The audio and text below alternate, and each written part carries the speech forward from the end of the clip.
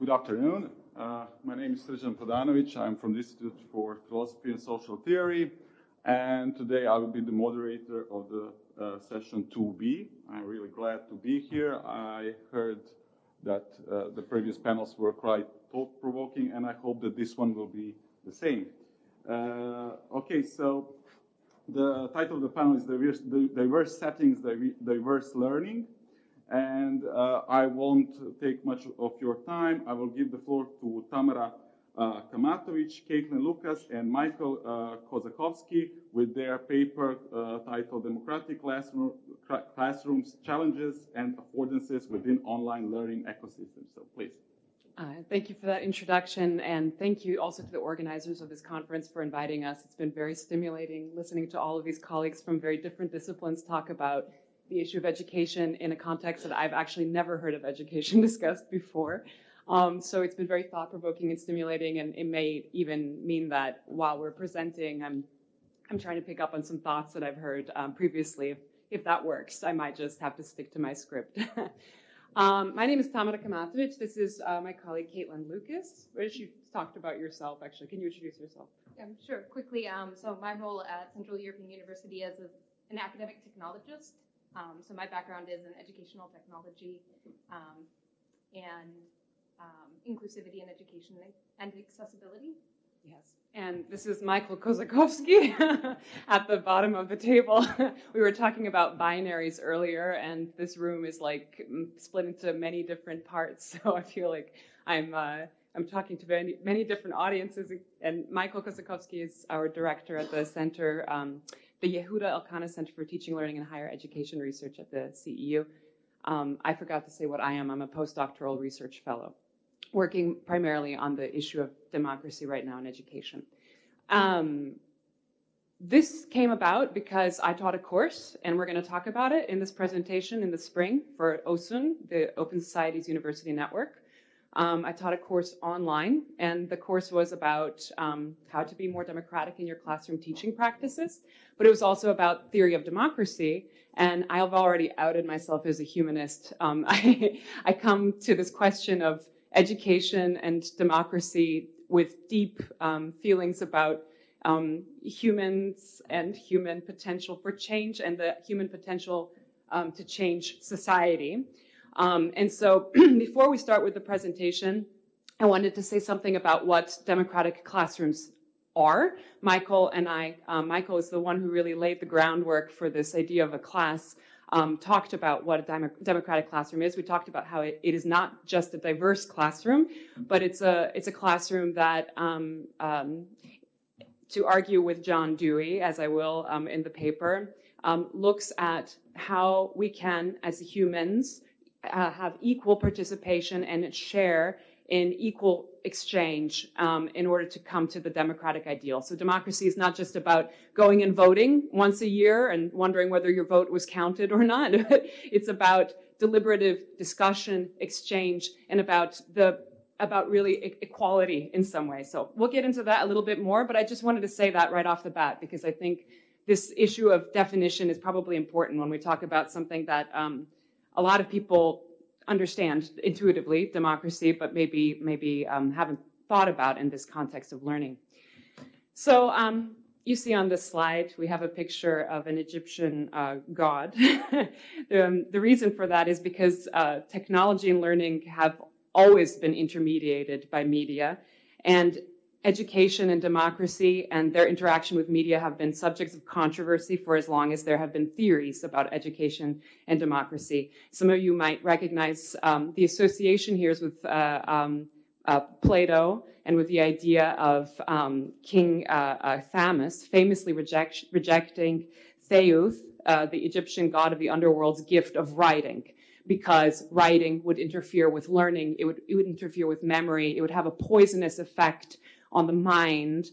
This is one of the first instances that I could think of in which our media has presented a kind of controversy, a moment of controversy for how we think about education and learning and thinking. But there are more current concerns that we think about all the time right now, especially since the COVID pandemic, when it comes to how media interacts with our education. We might think about the way that communications technology has entered, or if you want to be more negative, colonized our educational spaces, taken over our educational spaces. But we can also think about, and this is something my colleague Caitlin knows a lot more about, the ways in which algorithmic systems impact education. All of these are subjects of controversy for which we have no definite or good answers. So it's something to think about as we go through the presentation and as I take apart my case study, how this classwork that I taught. So we have a two-pronged pragmatist approach. Like I said, it draws on the theories of the American philosopher and educational theorist of democratic education, John Dewey, a known humanist and pragmatist, as well as recent theories that have been emerging in media studies and also in education studies that examine entanglements between politics, pedagogy, and technology. I've already kind of summed it up a little bit.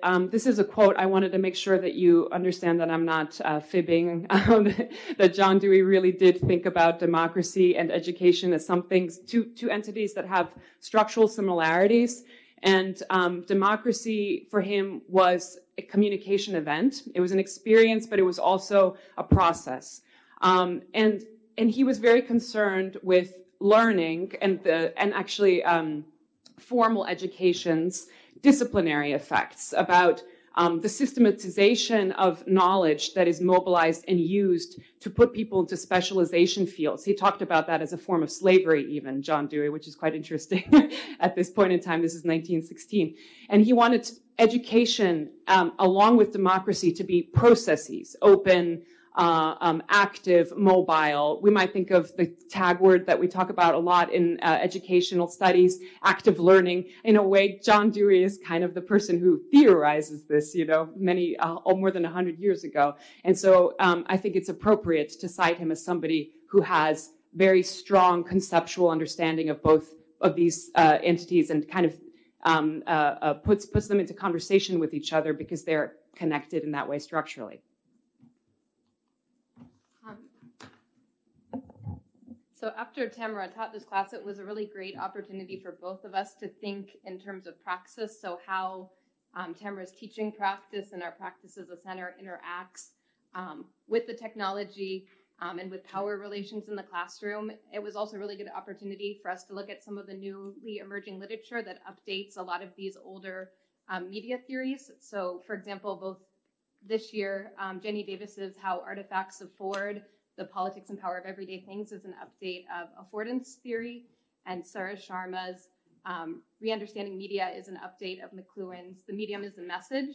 And through both of these, the analyses take the original work, which wasn't necessarily seeing technology as political, and really politicizes them. And so for the purposes of our paper and for our theorizing, we think about politics as a form of dynamic and productive, mutually shaping power relations amongst human and non-human actors. So following in line with some of Foucault's later writing about productive networks of power, and then Latour's actor network theory. These have been updated as well by other theorists like Schraub to recognize that technologies are imbued with human subjectivity and the society in which they're created, so that inherently they are political.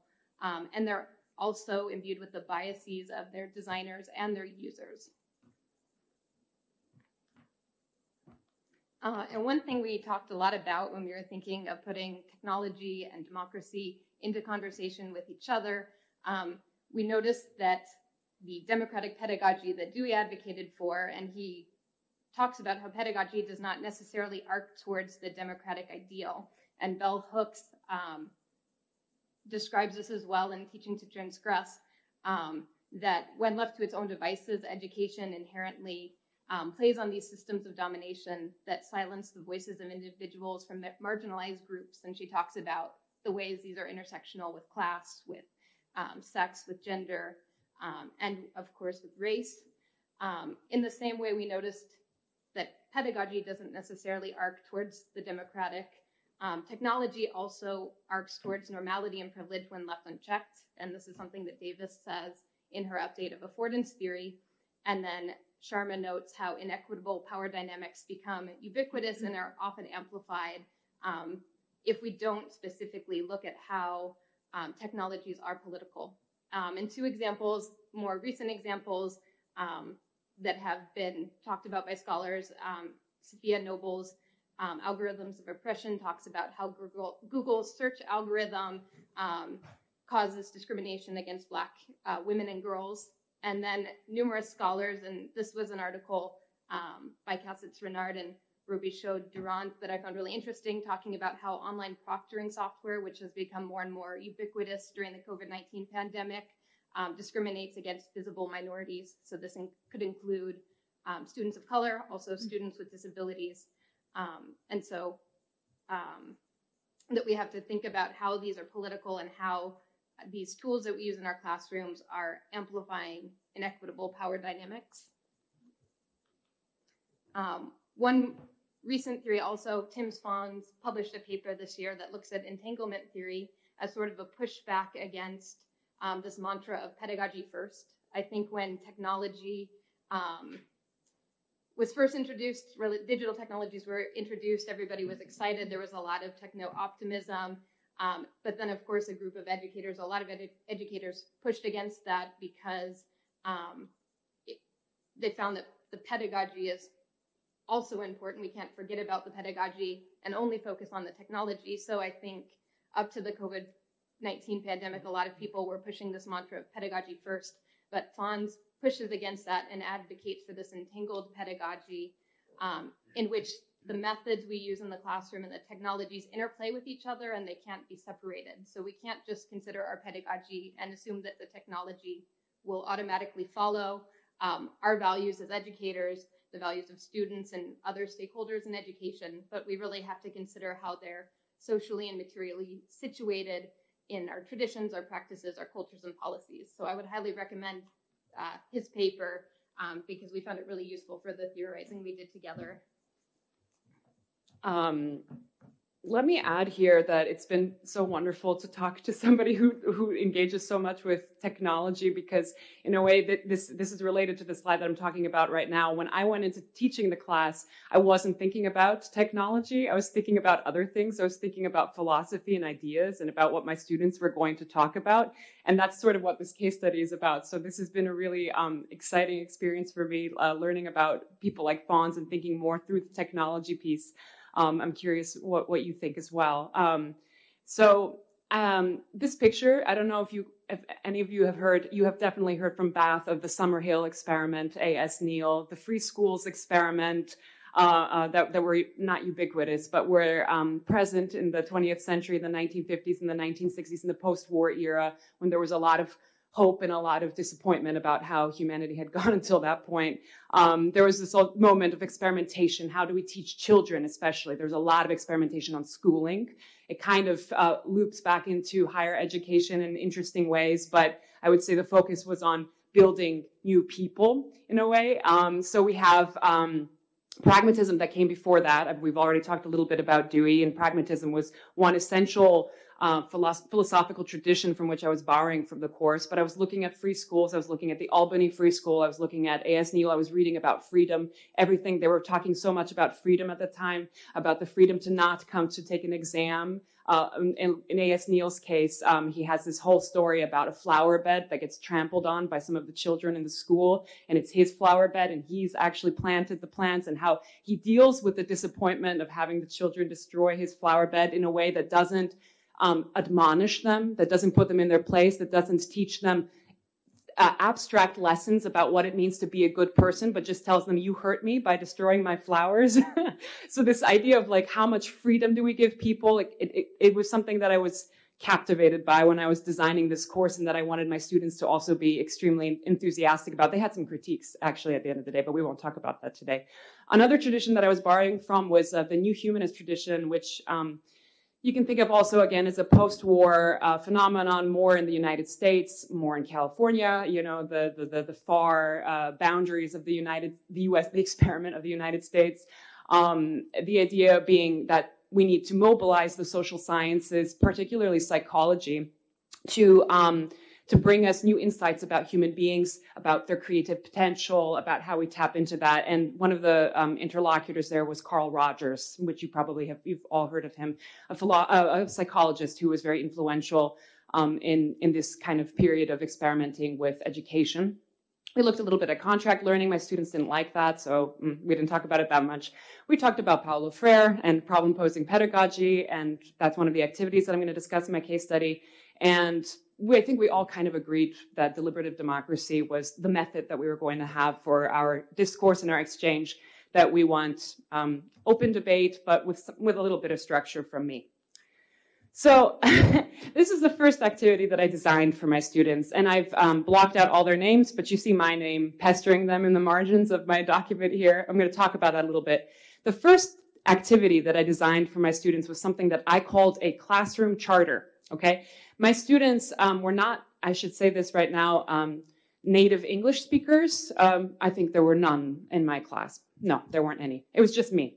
So in my classroom, the word charter maybe wasn't very clear from the beginning. I kind of threw it out there as let's create our own rules and our own rights for the classroom. I want you to tell me also what I need to do in the classroom.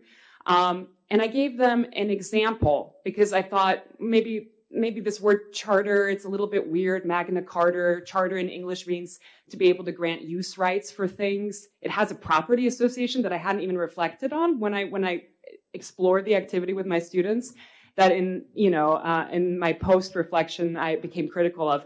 But so I gave them some examples in the body of the text. So this is a Google Doc. You're all familiar with Google Doc. You're all familiar with social annotation software, which Caitlin will talk about a little bit more. And what I was telling the students to do, as you can see in the margins, pestering them, hankering, was please contribute. Please tell me what I need to do as an instructor. I want to hear some ideas about assessment, about grading. I was basically telling them what to do in an assignment that was supposed to be a democratic and open exchange where they were setting also their own rules and rights, right? This is the first slide of that activity. Here's the second. You see me continually haranguing students, any input from the others. And you see them, this is the point that I'm going to make. You see them commenting in the margins of the text. You don't see them talking in the body. There are a few comments that happen in the body, but for the most part, what happened was I created a list, an example charter, and said, this is what a charter looks like, and they didn't want to correct the teacher, even though these, and I forgot to mention this, the students in this class, I called them participants. These are all people with PhDs, people who teach, people who have professional backgrounds, people who, in my view, are on equal footing with me. I'm a very informal instructor. I tell everybody to call me Tamara. I've never been Dr. Kamaltovich. I hate that name. So there was nothing in my tone or in my approach or my affect that said teacher, but it happened, right? It happened in the margins, and it happened in part because of the software or of the platform that we were using that I felt was so ubiquitous and so natural for everybody's use that it wasn't going to be an issue. So this is my first activity. And now Caitlin has something, as our technologist and expert, has taught me some things about that. Yeah, and so we were thinking about what might have gone wrong here. Not that it wasn't, not to be critical, but one book that came to mind from 2020 was Kalir and Garcia's Annotation, which kind of theorizes around annotation and social annotation software. And they have a very, a perspective in line with Foucault that social annotation has this potential to foster more equitable and productive networks of power and knowledge creation. But as others have pointed out, including Brown and Croft, I believe, who are at University in Idaho, that it can also reinforce existing power hierarchies.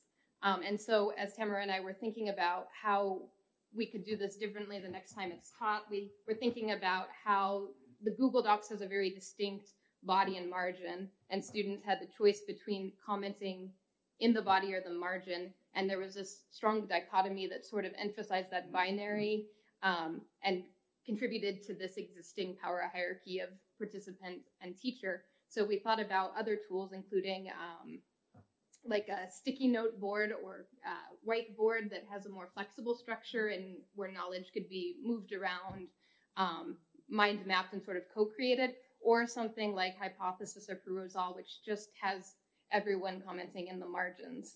And so that sort of gets, both ways might eliminate that binary. And I think we're very short on time, so we'll continue on quickly. Yeah, I'm sorry. I realized that I've been talking too much. Let me just say that this second activity worked well. I'm a reflective and critical teacher, but I also have a moment to say something. I did something right. In this case, I taught an activity, Theater of the Oppressed. You probably know it, Auguste Boal from Paulo Freire. The idea of, okay, I won't go into it because we don't have time. But the point was, traditionally, this is an activity that requires a lot of body exercises, a lot of warm-up, a lot of touch, feel. There are hypnosis exercises that you can do with your students. Very, very work-intensive.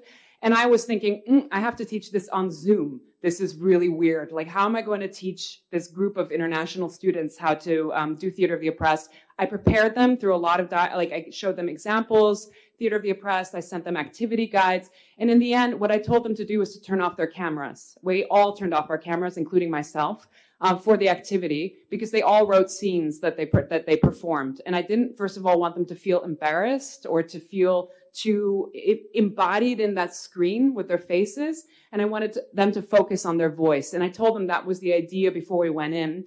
And I thought it worked very well and actually had a democratizing effect on the activity. Basically, I disappeared, which was the goal. I was the joker, the facilitator. I am not, the teacher.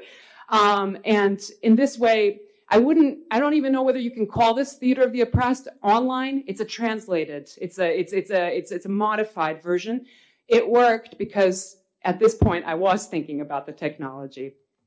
And one thing I'll point out really quickly that I thought brilliant about Tamara's approach is, as a technologist, people are always asking me, what tools can I add to my classroom? And how can we extend, like one of my suggestions for Tamara would have been to maybe look at the use of avatars or extending students into this virtual space, but she actually took something away and that had a democratizing effect. So I thought that was really brilliant, the way, and I know you say that it was sort of intuitive, but I think we often are thinking about what we can add to the online space, but taking away had the desired effects. So quickly, some takeaways we had was to continue to resist technological and pedagogical determinism. There's many different ways to democratize the classroom, and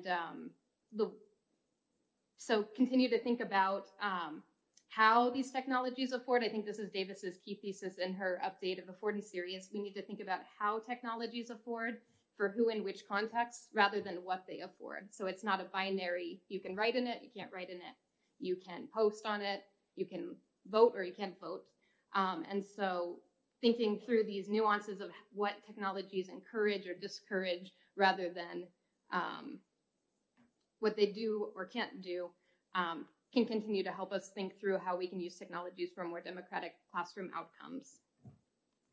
And Tamara has a few practical takeaways. I mean, I touched on this earlier, and I really don't want to cut into anybody's time, but the idea is, what is reflective practice? How do we think about technology and its inclusion in democratic education? Obviously, think about the theory too. This is our approach. It's a theoretical one. It's a theoretical thinking about technology and about democratic classroom practice. You shouldn't be afraid to throw that away just because you're dealing with, hands-on manual issues. The other thing is, if you want to have a democracy, you should probably be democratic yourself. You should also talk to your colleagues and friends in different units and have a democratic, engagement that goes beyond the institutional barriers that are put into our universities. And also consider proposing constructive alternatives. If something doesn't work, this is the basic recipe for all teaching. It's something that we always tell our teachers when we're educating them. If something doesn't work, that's okay. Try something else, learn from it. Be a reflective person. Be reflective about your practice. This isn't something that should scare you. I'm not afraid to tell a group of strangers that something that I did in my teaching didn't work. So this is one of the other practical takeaways. And also think about using new objects, new technological objects, or new tools. If you do have this idea that you want to have a democratic classroom, think about which ones might work better. Once again, every classroom is different. All of our students are different. I can't say that any one thing will work. Maybe you'll use Google Doc and it'll be like the best thing ever. Nobody will comment in the margins. I don't know. But this was my experience, and it forced me to think about the technology in a way that I hadn't thought about when I was preparing for the course. So that's it. This is some literature. I don't know if the PDF or the PowerPoint will be accessible to everybody later, but we have hyperlinks. If you people... Yeah, great. So you can access these through the hyperlinks and more literature. And these are our image credits. Some of you might have recognized my tongue-in-cheek, cheeky 2001: A Space Odyssey image. We credited that to the person who put it on Google. So thank you very much for your attention.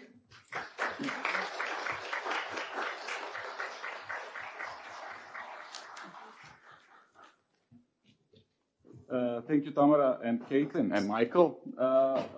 Now we move on to our next presenter, Denise McGillery, with her presentation called Threshold Graphics and Rhizomatic Learning in Social Care Education, a Semiotic Bridge in between Humanism and Posthumanism. So.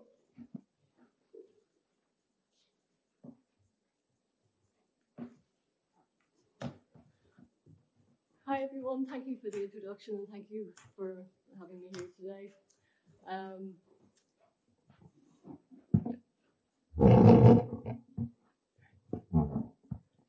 So I'm going to talk a little bit about my research, my PhD research that I'm just completing with Natasha in Lancaster. And it's in the area of social care and looking at threshold graphics using inquiry graphics, which is a theory that Natasha has developed. So just to tell you a little bit about myself, I am definitely an accidental academic. That is definitely for sure, because I have started off in art. I was a ceramicist. I went into youth work. I then went into art therapy. I then ended up teaching, and somehow I've ended up with a PhD and I'm a candidate, and I'm learning all this wonderful theory, and I have learned so much. It's been such a journey, and I'm still learning. And even this conference, I've learned so much, even by just listening to everybody. So I'm really person-centered, really. I really love listening to people and talking to people. So I suppose that's what my work is about, really. So I'm based in Ireland. I teach creative art in social care. So it's a particular slant. It comes from the therapeutic side of artwork. So I have an interest in using social ways of using visuals in social care. So I'm going to kind of present today one of the findings of the research, which is the use of visuals as a method for research, but also within social care as a means to look at concepts and difficult concepts like threshold concepts.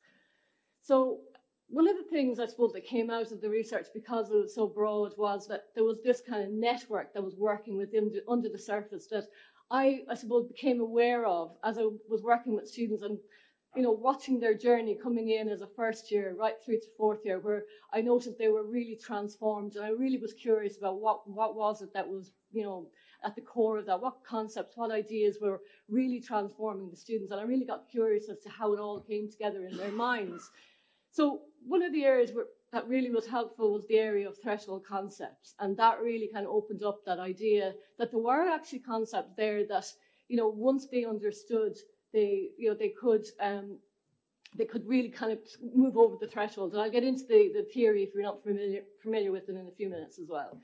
So just to give you a little background on social care education in Ireland. So social care in Ireland, we train students to work in many different areas. So they work with homelessness, disability, drug addiction. So it's a very, very broad area. So our students have to be able to work in many areas like advocacy, political policy, you name it. They get a very broad education. So you can imagine then that they have to experience a lot of different modules like law, sociology, psychology. So they experience all of that. So there's quite a lot to learn.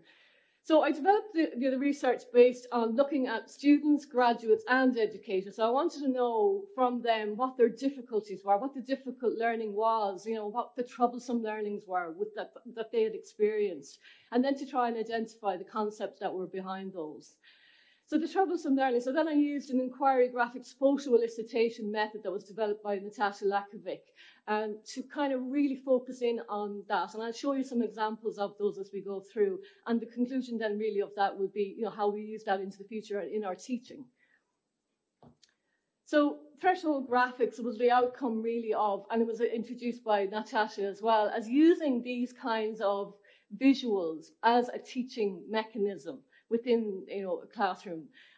So it's a combination really of threshold concepts and semiotic theory and inquiry graphics to formulate a threshold graphic that can be used to overcome a threshold with a threshold concept or to approach it. Okay. So I don't know if you're familiar with threshold concept, probably most people are, but it is akin to a portal, opening up new ways of previously inaccessible ways of thinking about something that represents a transformed way of understanding or interpreting or viewing something without which the learner cannot progress. And I think when I talk to most people in different areas, you do get to find out what it is that you really that clicked for them. And those were the types of concepts that I was after. They were difficult, and the next slide will kind of outline what they are. So the threshold concept idea they're transformative, they're troublesome, they're irreversible, they're integrative, they're possibly bounded, they're reconstructive, they're discursive. They create a discursive change within the student. So inquiry graphics then, it's a theory and a method based on semiotic inquiry, so coming from Peirce's theory and developed by Natasha. So that's semiotic icon symbol index thinking. And I'll explore a little bit further as we go through. So the graphics can be anything from images, photographs, illustrations, videos, and then inquired, analysed, reflected on, critiqued, and to advance knowledge. So this is the framework that I used in my research, in my interview. So what happened was each person submitted photographs to me. So each person took photographs that represented a troublesome concept or a troublesome learning of some sort. And they came to the interview, and my earlier interviews were face-to-face and they were printed off, the images were printed off, but later, through COVID, I had to move online and we did that online. So there was a difference between the two, but probably won't get into it here. But the method, the inquiry graphics method, really asked the participant to focus quite closely on the image and what they had chosen. So the first step there is listing every detail they see. And yourself when you come across a photograph, you probably just go, you glance at it, you don't look too closely at it. So they probably hadn't looked all that closely at it before, they actually had to sit down with me and look. But when they started to list everything, how many things you see, they had to really look at the photograph very closely. And then the next part of that then was a basic description. Again, without getting into the overall meaning of it, rushing to the end, which we all do. And then, what do you attribute to what can be presumed about the description, again, moving a little bit more towards the outcome of the interview.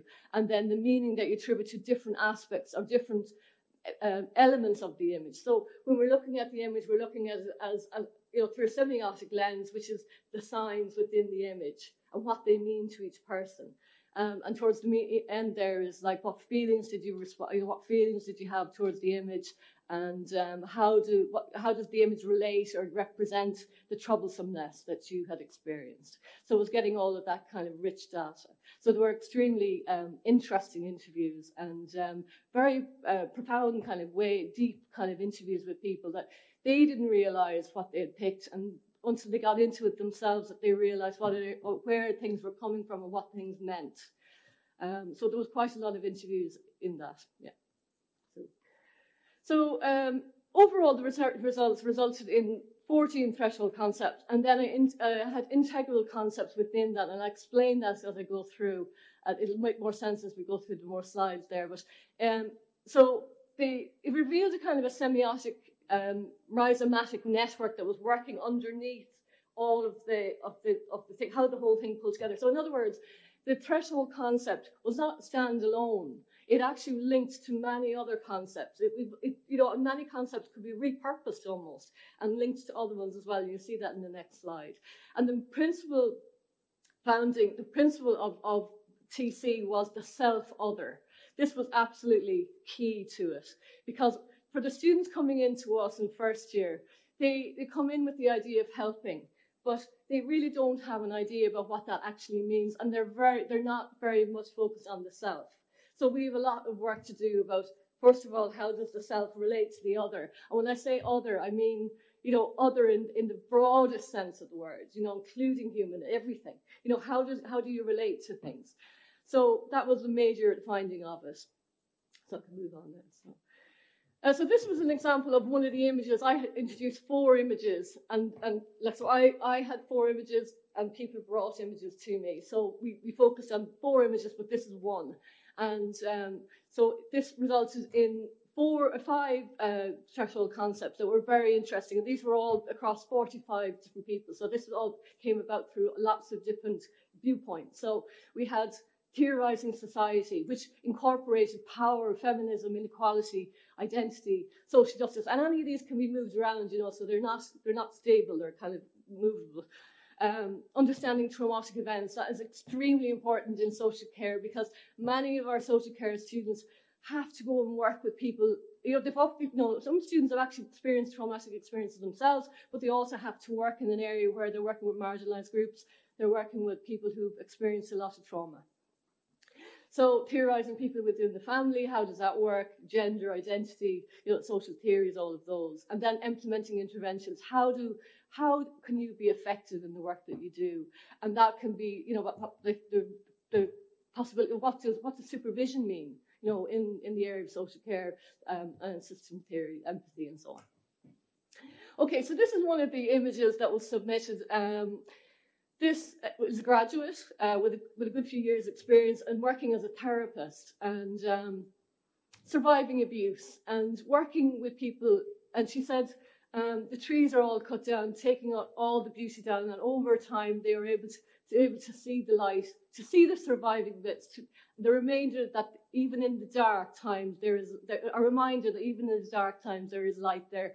So it's about working as a social care worker, dealing with really, really difficult things, but having to have that hope, and then to work with people to give them hope, to work through those difficulties. And the self-other part of this was how to help others survive abuse, and then the metaphorical piece here of things being cut down, the environment, and there wasn't that element of it as well. So student 2 here is then needing to know.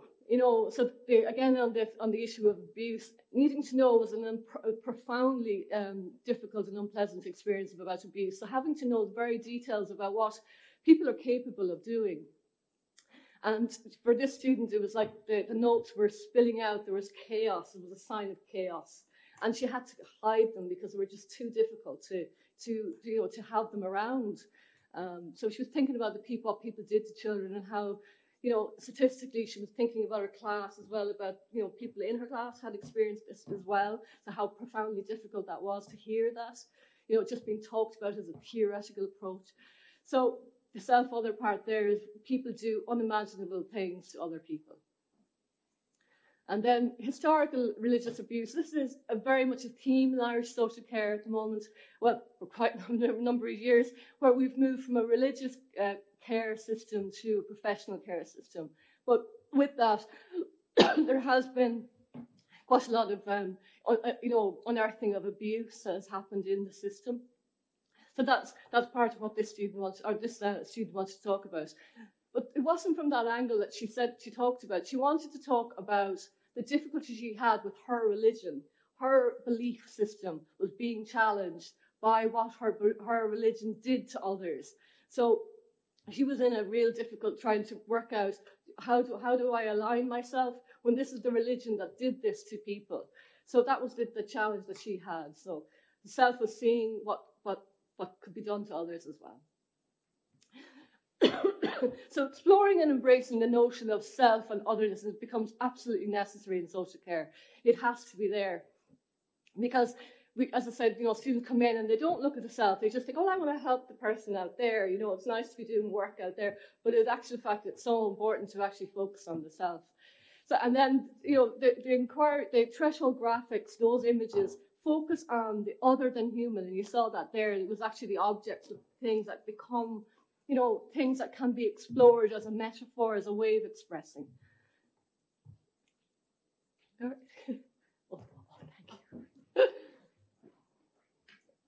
Okay, so as a pedagogy then, using the TGs at the threshold graphics as a pedagogy, well, students are receptive to images, they really are, they're social media driven, we've ever-increasing culture of the visual, it's a fast world, automatic responses to everything, exposure without critical visual skills, and we're influenced, images are not innocent, they have and provoke and construct meaning, even when we're not aware of it. So slowing down and that semiotic thinking process was really important for even the educators to realize the power of the image and what it could do and how, even the innocent images they might use and what they meant. And if they deconstructed them, what do they actually know about it, so how meaning was constructed. So the, slide there. Okay, so I suppose the point of this really is, humans are sensory beings and knowledge can never be separated from experiences. It needs to be fully explored and comprehended. So it actively utilizes that kind of embodied self as a constructive knowledge. And, sensory experiences and images are kind of underutilized and almost trivialized in academic practices when they should be actually very central to what we do. And a threshold graphic can reveal and externalize that troublesomeness that, is sometimes almost inaccessible, even to the student, those of the types, and reveal gaps that are personal and collective. So they may have ideas about the profession that are not really articulated until they're actually brought out in a photograph or analysed in that way. So they analyse taken for granted realities of self, other, and other than human. And then they look at kind of ingrained habits. And then through that process of looking really closely at something, certainties are challenged. You have to look at something really closely and challenge something about what it is you're looking at. So again, like I said, I was able to kind of look at where, all of those kind of things came together. So at the end, I was able to look at how all of those concepts came together for the students and how they all work together. And they're all different for everybody. They're all constructed differently. Everybody will have their own experience related to the concepts too. So we're not producing the same person going out the door. We're creating, a person who has a networked piece of work in their minds of how it works. So. And then that diversification is recognized and it's critical and it's reflexive and it's opportunities to explore all of those cultural and social signs that create meaning. And it's a critical visual lens through which we can look at the world and reframe, look at power, look at emancipatory practices, look at accepted norms and all the rest of it. So then just the last part, because as part of this, I was talking to Natasha. I said there was something about creating a piece of artwork. So I asked all my friends to come and do a little piece of work about covering up, about silencing, and they sent me all their pictures of somebody else putting their hand in front of their mouth. And a lot of people came back to me and said it was such a strange experience to have somebody put your hand over your mouth. But I thought it was just another way of kind of exploring photograph. It's another way to maybe to talk to students or have examples of students do this sort of work where they could recreate something like that and feel what it's like to be in some situation like that. That's it. Thank you very much.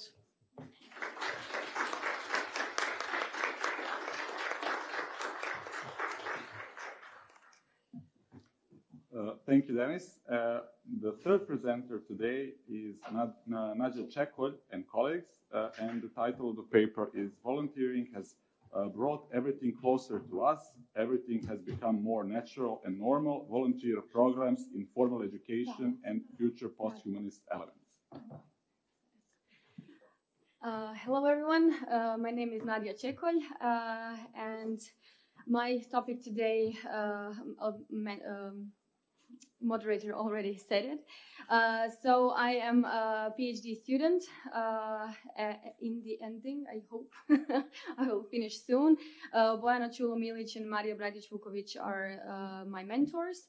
I work as a teaching and research assistant at the University of Rijeka in Croatia. We talked about humans and posthumanism yesterday and today, and we will again tomorrow. And I would talk about citizens and citizenship. So I will make a bit of shift with that. And we were talking about deconstruction, reconfiguration of humans, and I will talk about deconstruction and reconfiguration of citizens and citizenship. So first, a short introduction to main constructs. So those are school volunteering programs and sustainability citizenship. So let's start with school volunteering programs. So they are novelty in Croatian educational system. Although some schools have started it with those programs in the early 90s, but they weren't implemented in school curricula. That is, volunteer activities were more spontaneous and more focused on humanitarian work. So civil society organizations plays an important role in introducing and implementing school volunteering programs in school curricula by coordinating volunteering activities and conducting trainings with school volunteer program coordinators. So that cooperation of schools with different organizations is recognized as one of the key factors of creating a positive experience for student volunteers because that cooperation provides the possibility of direct and quick insight into one's own contribution to positive changes in the community. But still, there is a lack of scientific research and knowledge about school volunteering programs in general, and as an educational intervention and its significance in education. Next construct is sustainability citizenship. As you can see, it is an umbrella term for active and socially responsible citizenship, ecological citizenship, environmental, and so on. And you're probably asking yourself, why is there a need for upgrade for another construct? So in times of global sustainability challenges, such as economic inequalities, the destruction of ecosystem, exposure to natural technological hazards, there is need for citizens who understand these complexities and are willing to work together for positive change. So on the next slide, you can see some of the definition of sustainability citizen. So sustainability citizenship is discussed in fast-growing academic literature as well as numerous policy documents, but still in a more descriptive manner than an analytical manner, as you can see. So sustainability citizens should think about how their behavior affects environment, social, and economic part of the world. It includes more actors as citizens in more arenas. Sustainability citizen has pro-sustainability behavior, indicates more fully the need for reflexivity, and so on. So now that we have had a brief introduction to main constructs of this presentation, I would like to describe methodology of my research. So as I said, this research is a part of my PhD thesis. And the design of my research is emergent, and I am still in the phase of analyzing, so I'm still playing with the data. So you can see the research aims here to describe and understand the phenomenon of school volunteering programs in high schools, that is the focus, and their role in cultivating sustainability citizens, then to develop recommendations for school volunteering program in high schools in context of empowering those programs for cultivating sustainability citizens. And my main research question is which experiences, processes, and activities as part of those programs are encouraging high school students' potential in developing elements of sustainability citizenship, and how. So research has been organized in several phases. As you can see, first phase was mapping school volunteering programs in all Croatian high schools. and those results were the base for selecting cases for further research. Then I conducted content analysis of school curricula, semi-structured interviews with volunteering programs coordinators, and focus groups with students engaged in those programs. And my focus today is data from focus groups from 38 students from high school. The thematic analysis was used for data analysis according to the steps you can see on slide. First, familiarizing, generating initial codes, searching for themes, reviewing, and defining and naming themes. I'm still in step 3 and 4, still not finished. So these results today are very, very preliminary. Here you can see selected themes for this presentation. What is the meaning of the role of volunteering in school volunteering programs as School for Life, transferring those experiences of students outside of the school, and very important topic that is theme that I didn't think that it will be so important, student coordinator connection. I will talk about this in detail in next slides. First, meaning of the role of volunteering in those programs for students. So students are emphasizing mutual solidarity and cohesion, which is predominant in those clubs, those programs that they're calling them their clubs.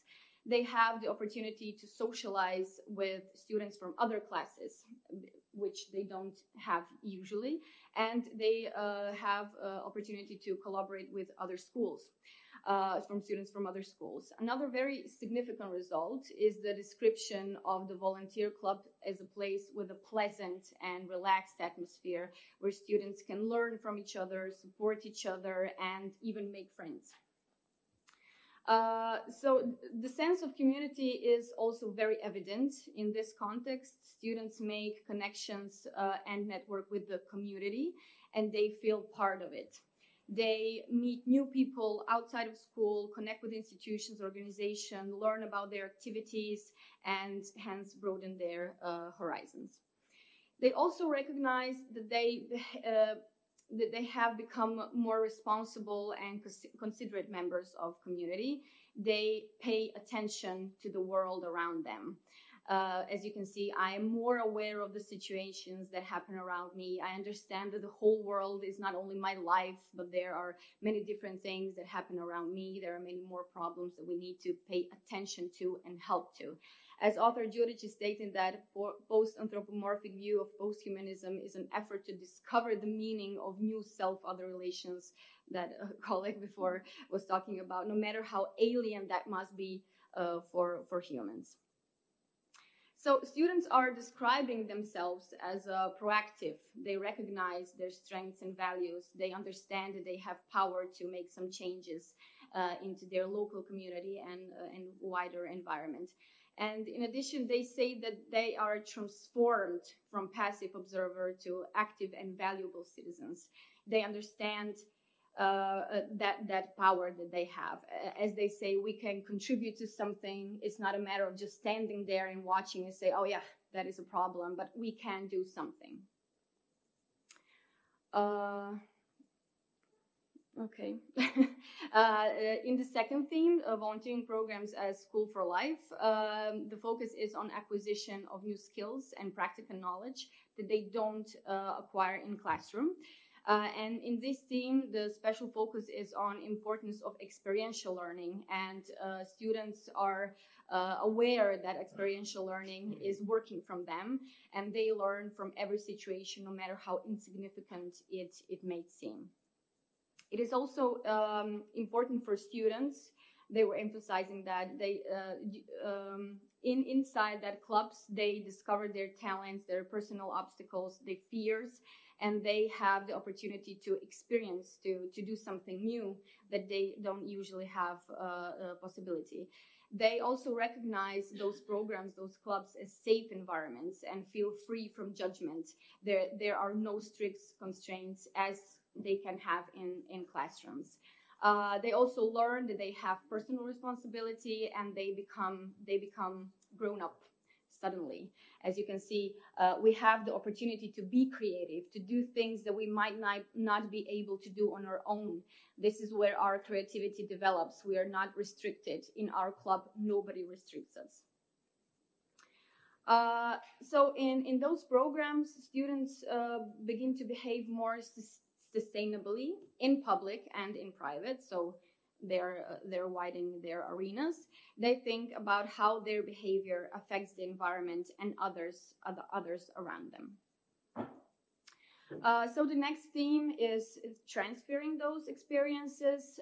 So in addition to their pro-sustainable behavior that I was talking on the previous slide, they're sharing their experience and knowledge outside of those programs, of those clubs, with their family and friends. They're encourage them to behave more responsibly, to become sustainability citizens. And the last theme that I would like to present today is that connection between students and coordinators. And the coordinators are mainly teachers and associate professionals, such as pedagogists, psychologists, and librarians who work in high schools. And all students agree that the coordinators are the very soul of their club, because they create informal and friendly environments, which is not always the case with other teachers in the classroom. And for me, this was the most interesting part when they described the moment when they realized that coordinators are only humans too. And that moment is important for education in general, because I think, especially for students, understanding of the role and importance of the teaching profession. And on the other hand, teachers have the opportunity to connect with their students, and in this way, prejudices about each other are broken down among both students and teachers. As you can see, that they thought that their teachers don't sleep, they don't eat, they're robots.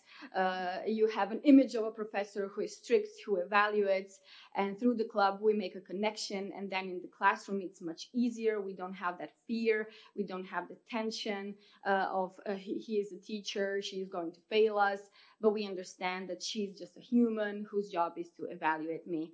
And so on. And I'm sorry for that. My presentation is a bit different.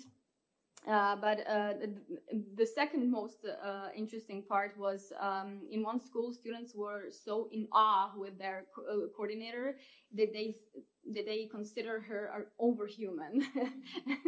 They said, when we studied the term overhuman at psychology class, philosophy class, sorry, we all agreed that our coordinator is an overhuman.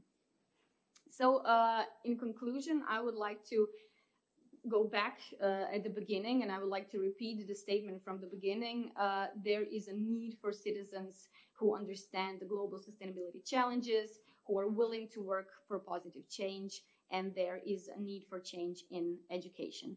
As author Snaza notes, schools are anthropological machines that constrains and limit students, and he proposes the implementation of experimental pedagogy, the bewildering education, that education that does not know where it's headed, education as a process that leads us away from being human, or at least away from thinking what we have, that we have clear idea about what the human means.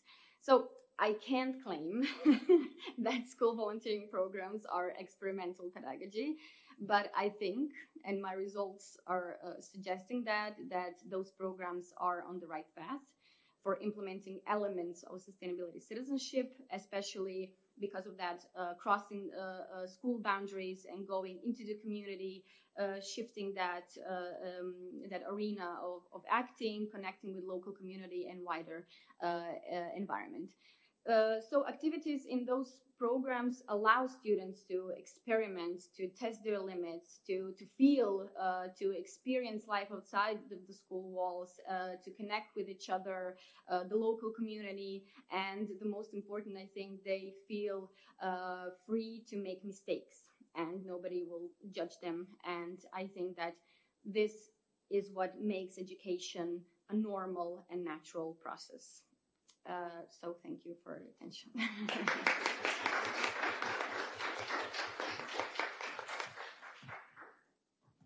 Thank you. And the fourth presenter or presenters are called Pami Sharma and Shreya Saren.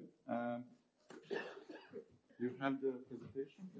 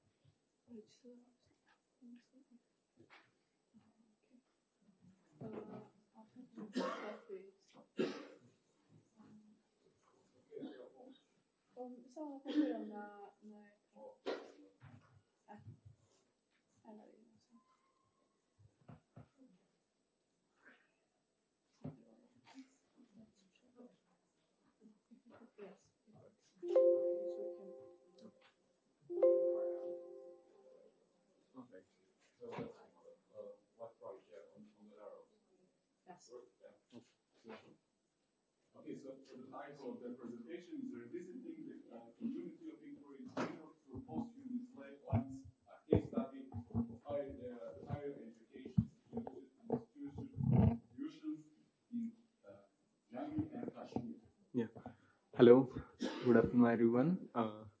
So before I go into my presentation, I just want to briefly mention what community of inquiry is. It's a method given by Randy Garrison that evaluates on how online communication in education takes place. He mentions 3 criteria to judge whether the effective communication has taken place. That is cognitive presence, social presence, and teacher presence. So during the pandemic, when online teaching learning shifted to online mode, teaching learning was affected because of the lack of internet in Jammu and Kashmir and particularly in Kashmir.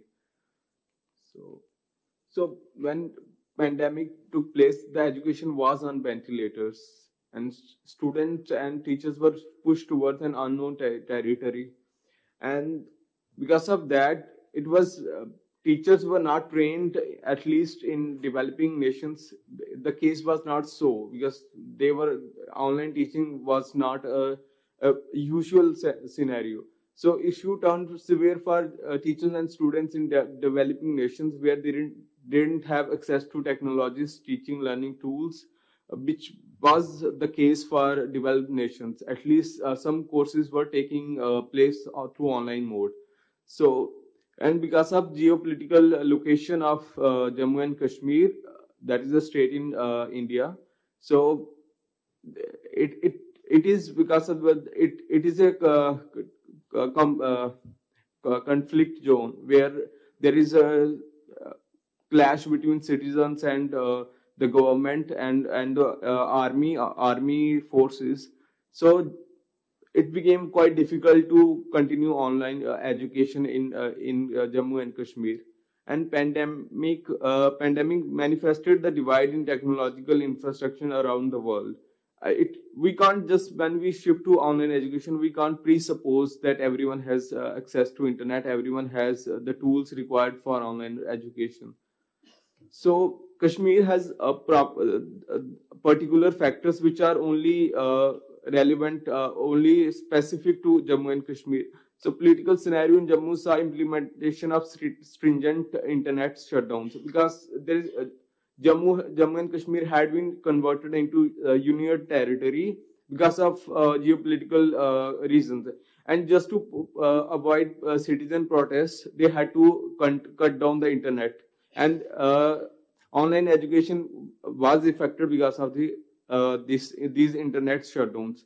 Jeremy Knox, in his paper Posthumanism and MOOC, mentions a virtual dimension to education that conveniently escapes the complex and unequal material landscapes of internet access, the working realities of educational institutions. And that is very, very true when we compare it to the nations when we compare it to the regions that don't have a usual internet connection and don't have the tools to teach online. A study on global internet shutdown tells a very telling tale of how badly it was affected because of this internet shutdown. As graph it shows that we correlated the internet shutdowns in Jammu and Kashmir and the rest of the country, India. So we see.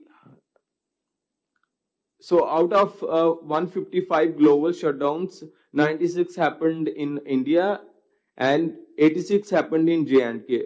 And that is the time when online education had just shifted to online mode. And teachers were not trained to teach online because they couldn't collaborate with their colleagues who were sitting outside the state. They couldn't acquire the resources needed for this shift to online education. So online teaching learning turned difficult because of these shutdowns. They couldn't learn how to teach the Zoom platforms, Google Teach formats. It was very difficult. So in our research, we try to answer these questions. Given the geopolitical situation in Kashmir, what problems did the higher education teachers face during the COVID-19 pandemic to carry forward the teaching learning? And how can the hindrances faced by the higher education teachers from Kashmir make their problems unique when viewed from post-humanist perspective? So this study is a part of ITLD project, that is integrated teaching, learning and digital education, that is conducted by Indian Institute of Technology, Jammu. So for this project, we did a descriptive study, mixed method studies and triangulations, where we compare whether the results from quantitative data match with the qualitative data. And there were interviews with teachers and classroom observations. We try to analyze what specific problems were they facing, and analysis was conducted through descriptive statistics and thematic analysis. So from Kashmir region, there were 9 higher education institutions. Quantitative data was taken through Google surveys, that were 106, and qualitative data was taken through classroom observations and through qualitative data that was taken through teacher interviews. So these are the demographics for that. So there were professors, associate professors, assistant professors, teaching assistants, and they were from natural sciences, humanities and social sciences, technical subjects and professional subjects. And it was mostly urban related, this data. So results and discussions. Teachers were untrained to handle the major shift from offline to online. There were limited resources for teachers to teach online because the survey says that 1 out of 4 teachers, they didn't have either mobile phones or the computers to shift to online education. And the problem faced by female teachers in Kashmir were quite different from what men faced. They had, while they were living in their homes and taking online classes, they had to cater to domestic responsibilities, child rearing and privacy issues. For example, in Kashmir, female, because their face is covered with burkini, so they couldn't, show their faces in online education. And because of that, cognitive presence, which is the delivery, how effectively the communication takes place, and social presence because of the teacher's presence and teacher's presence in the online scenario where they couldn't show their emotions because either the internet was so slow to even upload the PPTs and other instructional material, and teaching presence was also affected because they couldn't come online. And there was in addition to this, there was power cuts that from 8 to 10 hours a day. Because of that also, it was difficult to take online classes. And also the discord between higher education teachers and the institutes also affected online teaching learning, because they had certain, they didn't contact the teachers while they were purchasing tools and softwares for online education. They didn't contact the people who are from computer sciences, what tools, what instruments were important for the region specific. They couldn't take that data from these teachers who were using these instruments. And also there was a lack of teacher to teacher collaboration because of these internet accessibility issues.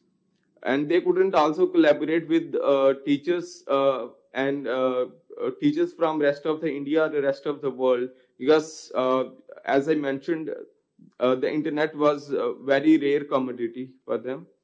And this data shows that existing biases and divides across social strata re-emerge in online education, because people living in third world countries, they don't have the internet tools, they don't have the devices which first world supposes that they have, because you can't just shift to online because there was COVID-19 and now you have to take online education. And access to technology also becomes a very deciding factor in online education, because as I mentioned, teachers didn't have mobile phones, they didn't have laptops, and some of them couldn't even upload teaching and learning material either through Google or through emails. And biases of institutions and government adversely affected education, even though the government and higher education institution knew that teaching and learning is taking place online. They didn't give internet access to Jammu and Kashmir. And also gender of the teacher plays an important role when we talk about higher education in online education, because cognitive presence and social presence is adversely affected when there is a gender gap. And in conclusion, I would say that online education misconstrues the meaning of education. It's online because traditional education is humanist, rooted in humanist roots, and shift to online education is not a permanent solution. And I must emphasize on this, because it can't be a permanent measure for teaching and learning. And geographical locations and access to technologies is a deciding factor when we decide that online education should take place.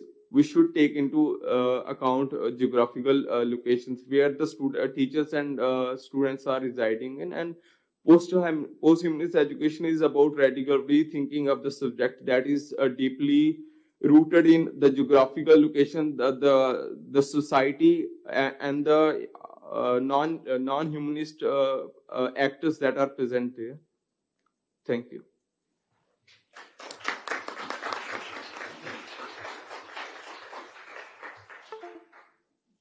Thank you so much. You can stay there for the Q&A part. Okay. So thank you all for really wonderful and thought-provoking panel, and also thank you for keeping track of time, because we were perfectly in line. So as a reward, we have a couple of more minutes for debate, and I open the floor for questions and comments from the audience or from other presenters.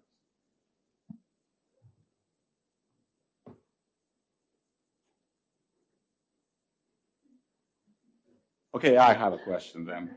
And it's in some sense for all the panelists. So it seems to me that when we speak about, in general terms, about diversity, and we saw geographical diversity and whole other of aspects of how to think in these terms and in terms of education, there is, especially when you think about Dewey, there is this idea of the need to purge certainty from the classroom. So that's the big issue. And that's a difficult, I mean, when we speak about, it's not participation that purges this, you know, Dewey has this famous book, The Quest for Certainty, and then the other important one is The Reconstruction in Philosophy, both of which are directed towards, you know, how to teach somebody in a educational situation not to wish to have certainty, when certainty is embodied into a classroom. And in this sense, I'm interested to hearing your opinions about how do we tackle this issue. I mean, you did tackle it in your presentation, but perhaps more explicitly. So thanks.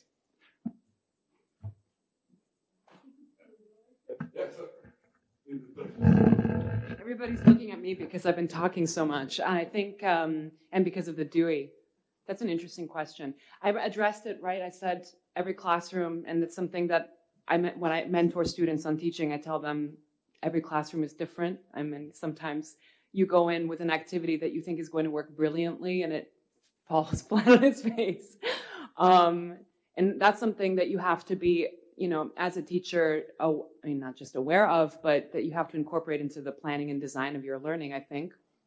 I think philosophically, it's an interesting question because if you conceive of education as process-based, if you think about education together with freedom, whatever that means, you know, but structurally as movement, as that dynamic continuum of thought that, and I mean, I have to say that, and I include it in the paper, Dewey was writing in 1916, so this is, you know, after some pretty big revolutions with some pretty big social change. And he's definitely advocating for a type of social change that is not revolution, that is democracy-based and education-based. So there's this hopeful, you know, there's this kernel of hope that through education, if we conceive of it the right way, we will purge, you know, uncertainty from the world at some level. So, but my point is that I think for planning and for practical design issues, I think that has to be part of the equation. And then philosophically, I think it depends on your definition of education. But in the way that I've been thinking about it recently, definitely that is part of the structural character, you know, of education. I'll add from sort of a different perspective and thinking about conversations we've had with colleagues about the standardization, particularly of courses through mechanisms like Quality Matters, where you have a rubric of what makes a good online learning environment. There's a really strong element of certainty of that movement. And I come from a very North American perspective. There's a lot of people in the US right now sort of pushing back, like I think of Jesse Stommel and hybrid pedagogy pushing against these standardization because it doesn't account for that uncertainty and it assumes that all learning takes place in the course itself, whereas I think some of these cases clearly demonstrate that learning also happens outside of those formal courses. And so I think that's something that we've sort of been thinking about with colleagues who have different approaches to online education, and there's a tension there between the need to provide structure because that can make things more accessible, but at the same time leaving that room for uncertainty within the course design and opportunities to engage outside of the formal classroom. Yeah, it's just because Caitlin said this, and because Nadja, you also talk about it in your volunteering and citizenship. I mean, the German term for this is Bildung, you know, and we all know the idea of like continual development, lifelong process of learning. It's in psychoanalysis too, like the idea that learning is never finished, unendliche Analyse, you know, unending analysis. I think there's something there that we have to explore as educators, that these things have maybe, you know, certain outcomes, but also they are processes that are that extend in all different directions.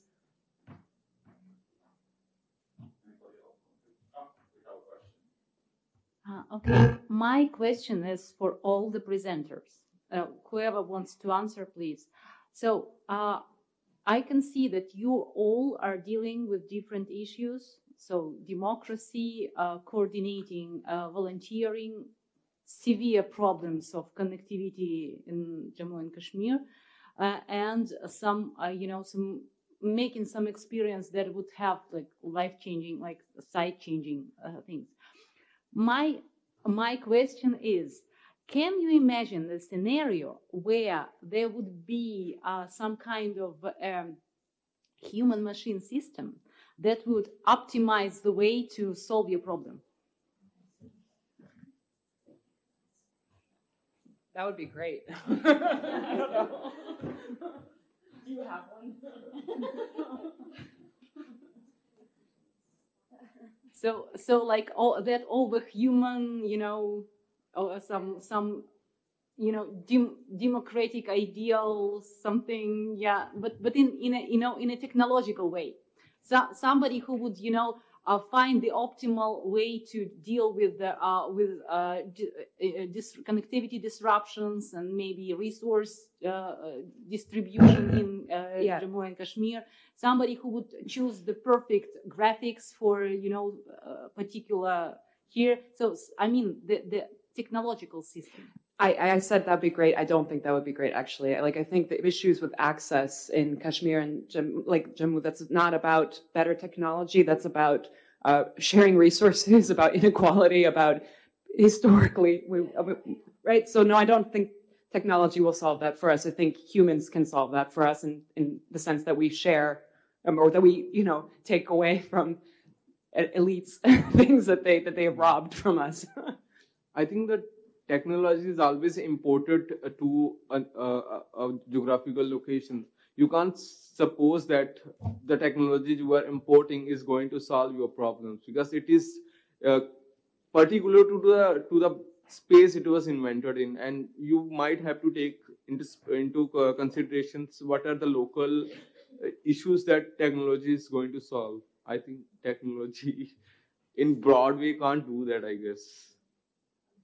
And I think if we look at who's creating a lot of these tools that we use in the classroom, they're coming from a very specific group of people in Silicon Valley. So I think, and elsewhere, but I think that maybe I know teachers are extremely overworked, but putting more agency for teachers to develop tools that work for them in local context, because there's no one size that fits all for any technology, and we can subvert them as much as we can, but I don't think that technology could solve the problem in every case for every situation and in every context. Yeah, I would just want to add in the case of volunteering programs, students finally got out from the school. They're finally contacting each other face to face, and I'm really not a fan of the idea of a new technology. I think that in the context of that volunteering and sustainability citizenship, the point is to make connections with people and a wider environment. So.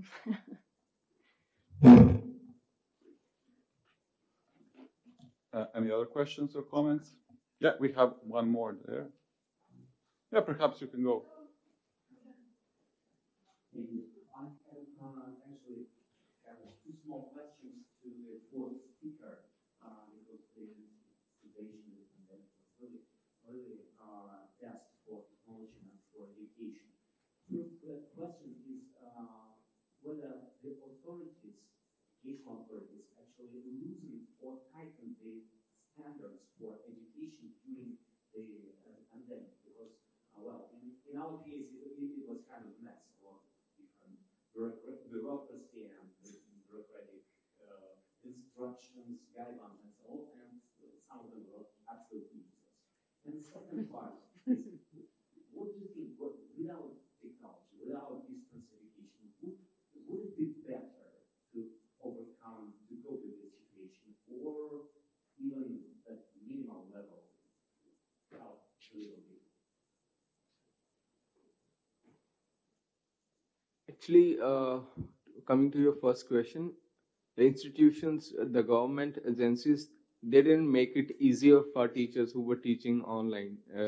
Because if they did, they would have given internet access to the teachers and students who were going to learn online.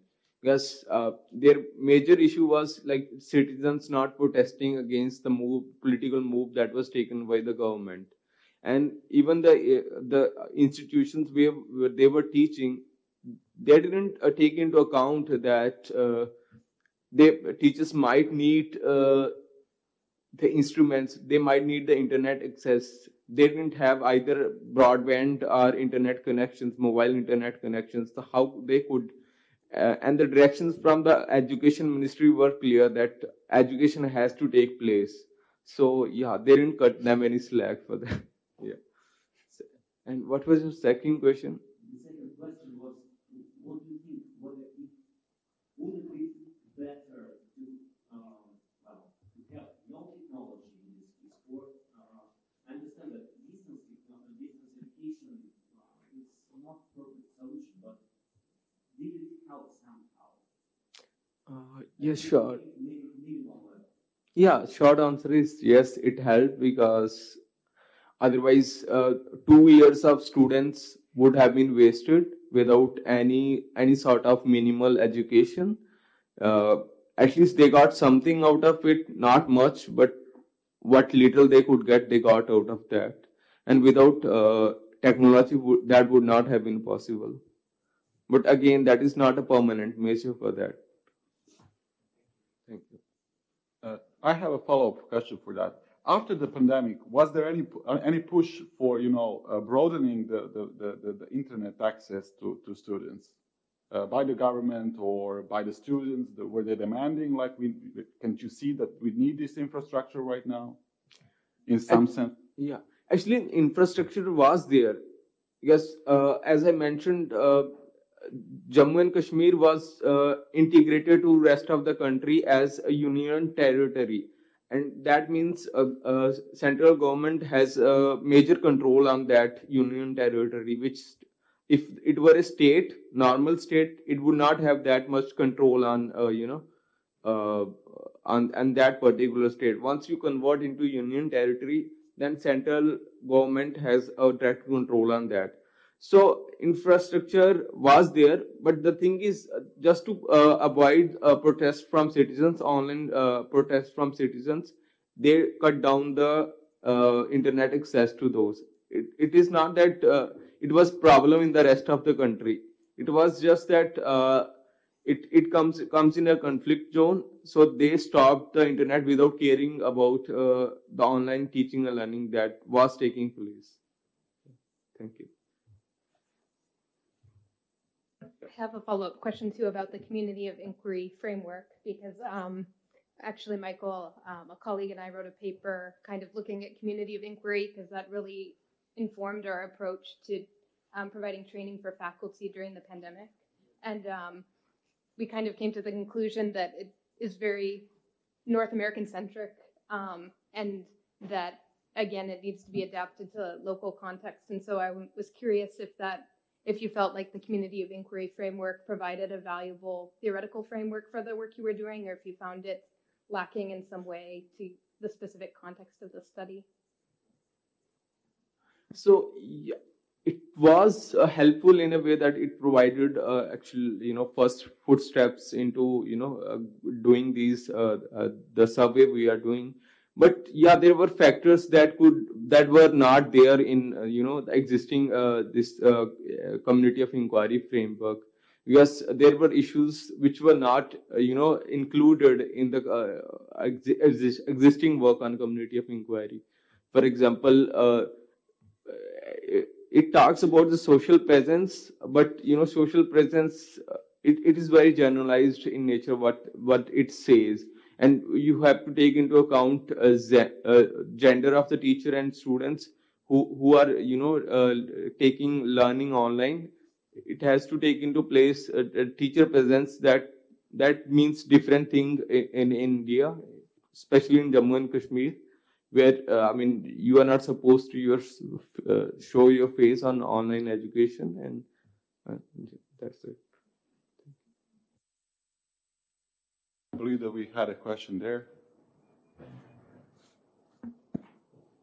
Yeah, my question is for Tamara and Caitlin, and just a comment first.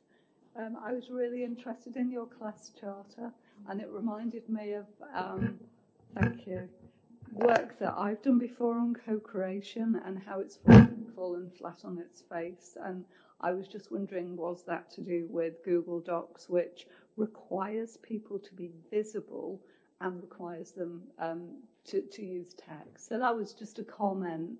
But my question specifically is about the assumption or some of the assumptions around participation. So it seems to me that sort of the underlying assumption is that participation is a good thing, and that participation can be and should be equal. And there was a phrase that you used which I was intrigued by, which is all participants should feel free to. So that's kind of, the assumptions. But I was wondering then, so what is participation? We use this word and it actually means lots of different things in different contexts. And does it always mean, and should it always mean, what you referred to as deliberative discussion, which I can see as a very Habermasian way of thinking about how we occupy the public space. And, I know what you were saying about bell hooks and those modes discriminate against certain kinds of students. And that's a kind of discrimination by omission or deliberate or whatever. But there's also students who come into a particular space who don't want to participate verbally, for whom just sitting here listening like this is actually enough. And I often think that, as teachers, we use very damaging technologies. Sometimes we name a person, or we go around the room and we say everybody should speak. And why should we do that? So I'm just wanting to tease out from you, this problems around the question of participation. Yeah. I'll start. Caitlin can add in. Honestly, I'm in being kind of self-castigating. I showed you my marginal comments where I was haranguing the students to participate, to comment. My approach to participation is that it should be equal. There should be equal access. All the students should have sort of the conditions have to be set so that everybody has equality in the classroom. Now, given different skill sets, different dispositions, personalities, participation for one student, a shy student, or somebody who thinks or organizes their thoughts differently, I try and integrate that into classroom design. So doing more writing exercises for people who like to think through writing. I really like this idea of the image analysis being sometimes trivialized in education and being used more. I noted that as an idea for my own classroom activities. So I think, and talking about it with the students, honestly, talking about that participation can take many different forms. But I do think that everybody should be able to participate. There should be equality in the access or the ability to, or that I should be thoughtful or mindful of, if I'm thinking that I want to have a democratic classroom, that equality is sort of what I'm highlighting, and less like that. Although I take your point about deliberative democracy, I mean, it's a question of whether that all has to happen verbally or not, right? One framework, before moving to Europe, I worked at a community college, and we had a really good group of educators working on universal design for learning, which is a framework that tries to add in some flexibility and choice, and it's rooted in the disability justice movement. I think there's problems with the UDL framework, but I think as a mindset, it's been really helpful for me as an educator, and I don't have the opportunity to teach often. And thinking about how to provide multiple ways for people to participate, whether it's journaling, whether it's typing in the chat if they can't add to the sticky note board because they don't have access to that on their mobile device, or trying to provide multiple ways for students to participate. So I think that's one element that's helpful for thinking through what participation means. And I think Michael's the first to point out that sometimes silence in the classroom is also a really enabling approach, giving people time to think, giving people time to share in pairs before just kind of go into the whole group. I think online that's really important too, because you feel maybe even more put on the spot when you're learning online. I think because everyone can see your face up close and Zoom if you have your camera on. So I think thinking through things with the universal design mindset is helpful in some ways in thinking through those tensions, recognizing that it's not a perfect or like a panacea as a framework, even though it's treated that way sometimes.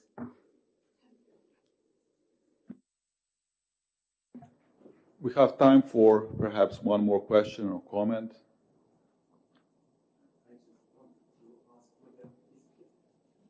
Was the participation anonymous, or it was? Yeah. Oh, Yeah. that's the problem with the platform. One of the many problems. Yeah, we talked about that. Yeah. Yeah, it is, but it also has a lot of GDPR constraints. And then I think in the European Union, there's a mixed opinion on whether that it's a GDPR compliant tool, especially if you're asking students to share. We've been trying out Moodle board, which is a new plugin that was designed by Brookfield Education that's kind of like Padlet. It's not quite as flexible, but we're hoping that maybe tools will be developed because Padlet is so useful, and it's frustrating sometimes that we have to select tools based on like the legal framework, understanding that the privacy element is important.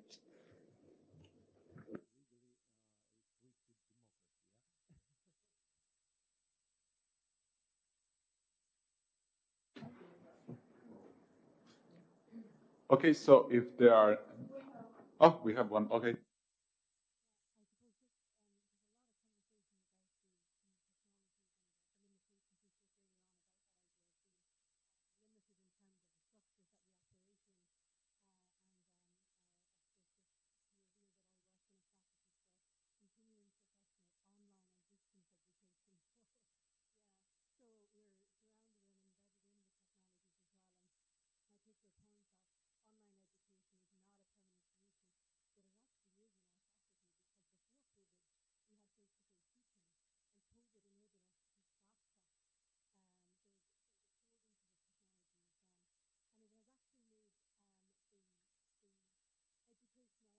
For our students much more available, accessible, because the students we have would not be in the classroom or wouldn't be in education but for the online space. But what it has done for us is, was this reflective piece, and the entangled pedagogy we were talking about earlier on as well, like this idea that it isn't technology before pedagogy or pedagogy before technology. It's this entanglement that exists. And then to pick up what Carol was saying around the idea of participation, we really struggle with online engagement. If you taught online, you know about that piece around engagement. But I think we've come full circle to say that engagement is not being, camera on, talking all the time. Engagement can be sitting in the background.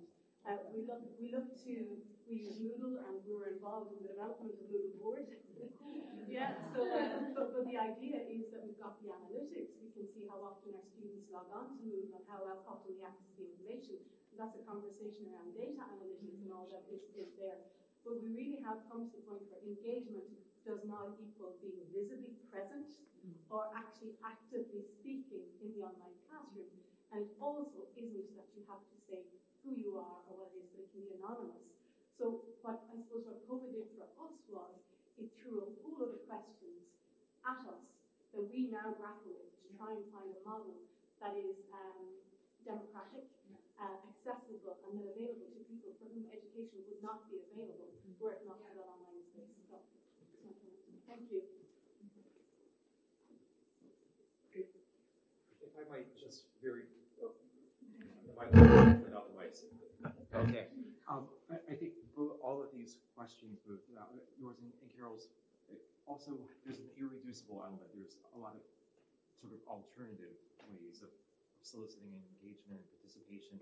But then there's still sort of an irreducible question is, could you not participate in any way, shape, or form? And I think that, a very superficial analogy, because it's different, would be non-voting. And different countries have taken different responses to that. are you legally obliged to cast a ballot even if it's a spoiled or blank ballot, or could you decide to opt out of the process? And I mean, for some of this, it is educators. I mean, I think a pragmatic approach that you will learn more if you engage. But would students have the right not to show up in a free school? And I'm not. And sometimes that's legally mandated, right? You don't, and then one way or the other, and it takes a half our hands. But when it is in our hands, what would it mean to have a democratic classroom, but any type of classroom, in which students could genuinely opt out, and you as a teacher could genuinely be okay with that?